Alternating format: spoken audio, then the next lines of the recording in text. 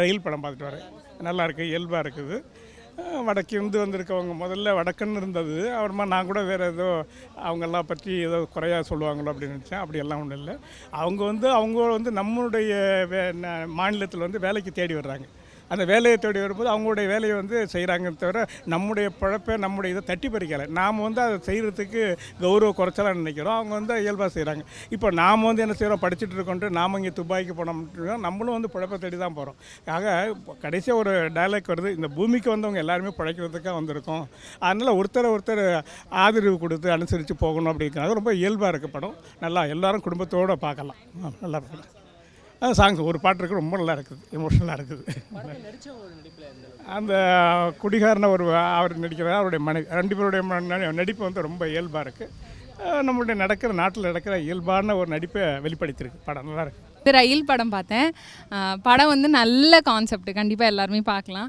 ஆனால் என்னென்னா வந்துட்டு ரொம்ப ஸ்லோவாக இருக்குது, ஸ்க்ரீன் ப்ளே ரொம்ப ஸ்லோவாக இருக்குது. அது ஒன்று தான் ட்ராபேக். ஆனால் எல்லாருமே கண்டிப்பாக பார்க்க வேண்டிய படம் அப்படின்னு சொல்லலாம். ஏன்னா ஒரு கான்செப்ட் நம்மளுக்குன்ட்டு ஒரு அறிவுக்குன்னு ஏதாவது ஒன்று எடுத்துகிட்டு போகணும் படம் பார்த்து அப்படின்னா கண்டிப்பாக இந்த படத்தை வந்து கண்டிப்பாக எல்லோரும் பார்க்கலாம் தேட்டரில்.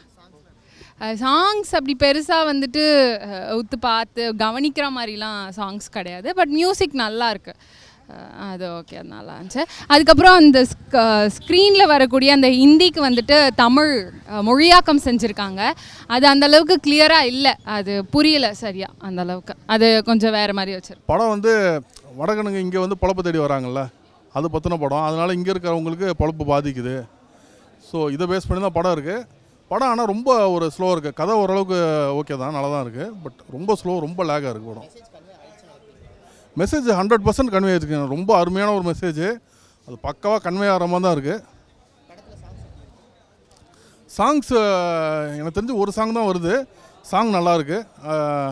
அந்த ஃபீலில் அந்த ஒரு இதுக்கு ஏற்றாப்புல அந்த சாங் இருக்குது. அந்த ஒரு ஹீரோவும் ஒரு பொண்ணுக்கு இடையில ஒரு சாங்கு ரொம்ப நல்லா ஃபீலிங்காக நல்லா பக்காவாக இருக்குது. படம் கண்டிப்பாக ஃபேமிலி ஆடியன்ஸாக பார்க்கக்கூடிய ஒரு படம் தான்.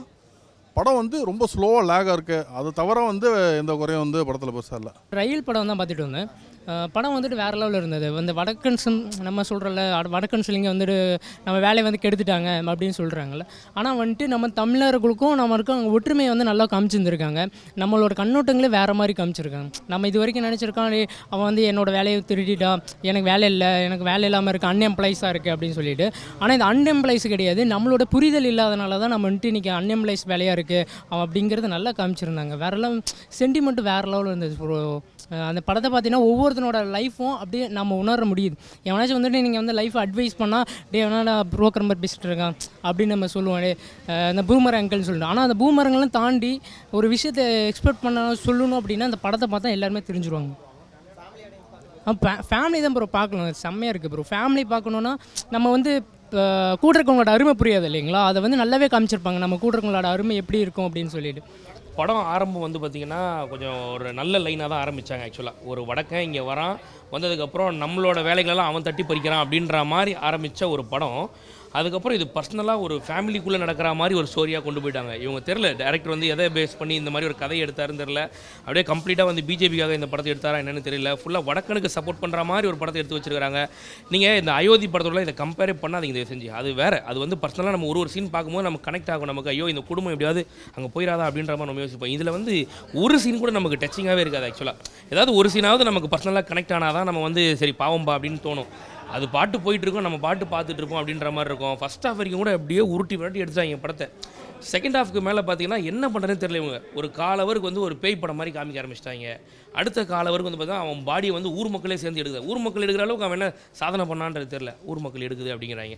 அடுத்த காலவருக்கு ஒரு பைய காணும் அப்படின்னு தேடிட்டு இருக்கிறாங்க. கடைசியில் கிளைமேக்ஸ் காலவருக்கு சுபம் போட்டு முடிக்கிறேன்ட்டு என்னென்னவோ பண்ணிட்டு இருக்கேன், அஸ்தியை கரைக்கிறேன்ட்டு ரொம்ப மோசமாக எடுத்து வச்சுருக்காங்க.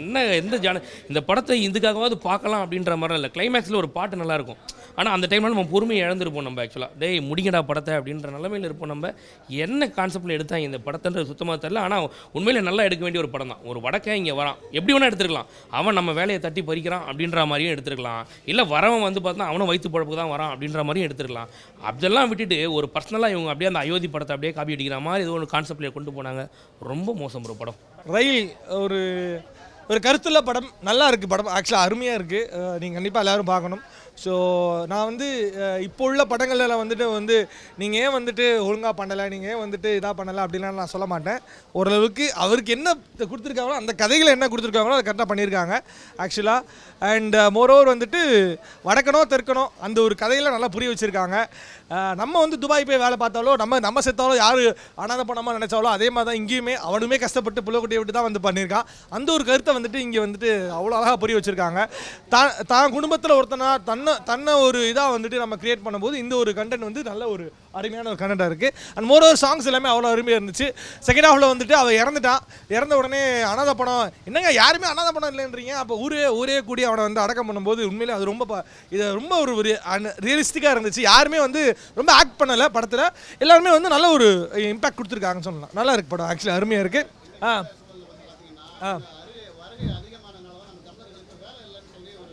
ஆமாம் அந்த ஸ்டேட்மெண்ட்டும் நான் அதில் ஆக்சுவலாக அதில் சொன்னாங்க. அதுக்கு ஒரு பதில் சொல்லியிருக்காங்கன்னு தான் நான் சொல்லணும். ஏன்னா இங்கே வேலை இருக்குது, ஆக்சுவலாக இங்கே தான் வேலை இருக்குது. நம்ம வந்துட்டு இப்போது ஒரு 10,000 15,000 சம்பளத்துக்கு வந்துட்டு ஒரு ஹோட்டலில் போயோ ஒரு இதில் போயோ நம்ம வந்து பெட்ரோல் பங்கில் போய் நம்ம வேலை பார்க்கணும்னு சொன்னால் இங்கே உள்ள பசங்க என்ன சொல்லுவான், நான்லாம் 15,000 போக மாட்டேன்டா. அவனுக்கு அப்படி கிடையாது. அவனும் புலப்பை விட்டு தான் வரான், அவனும் புள்ளக்குட்டியை விட்டு தான் வரான். இங்கே நீங்கள் பாருங்கள், ஒரு ரூமில் ஹிந்திக்காரன் மட்டும் 7 பேர் 8 பேர் தங்குறான். நம்ம பசங்களை தங்க சொல்லுங்கள், தங்க மாட்டானுங்க. அதெல்லாம் நம்ம ஈஸியாக சொல்லிடலாம். வடக்கனோ தெற்கனோ அவனுக்கு வந்து இங்கே பஞ்சமலைக்கு வந்திருக்கான், அவனும் புள்ளக்குட்டியை விட்டு தான் வந்திருக்கான் இல்லை. ஆமாம், யார் வந்தாலும் வரவேறுங்க. நம்ம என்ன எங்கே கொண்டு போயிட போகிறோம்? நம்மளே இந்த உலகத்துக்கு வாடகைக்கு தாங்க வந்திருக்கோம். நம்ம உடலே வந்து என்னைக்கு சாக போகுதுன்னே தெரியாது.